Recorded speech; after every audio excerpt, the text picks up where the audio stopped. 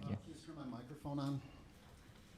Mayor Johnson, ever since the Department of Justice has opened their civil rights, racial discrimination investigation into you and your administration, you've done nothing but attack the Department of Justice and Donald Trump by name,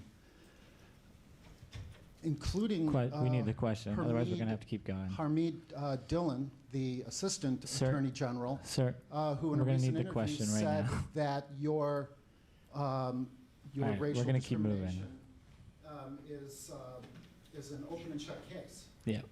So in light of that, a lot of people are wondering, what kind of legal advice, in light of the fact that you and your administration could be responsible for millions upon millions of dollars in lawsuits, what kind of legal advice are you getting? Are your Okay, thanks for the question. So Thanks for the question. here's what's important here, that the conversation around what does it mean to have an administration that reflects the values of the people of the city of Chicago, and whether or not that approach is something that the administration subscribes to. Clearly they don't.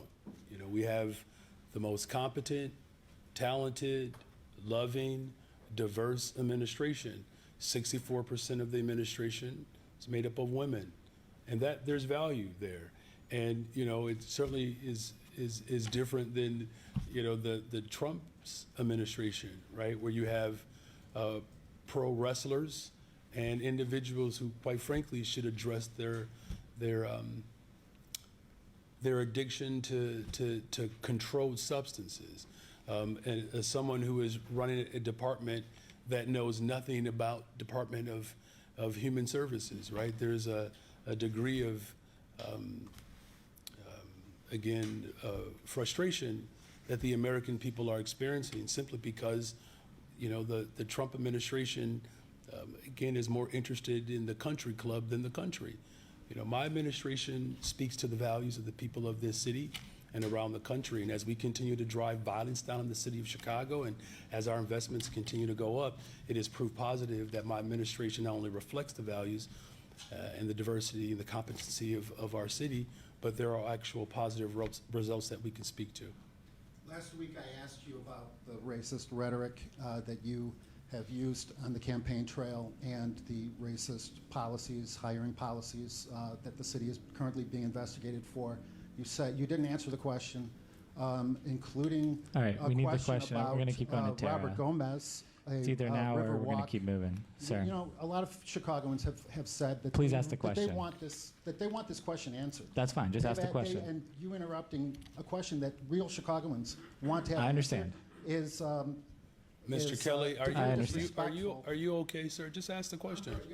You seem a little heavy. Just let me just say this one more time. If you don't ask the question, we're going to move on to the next person.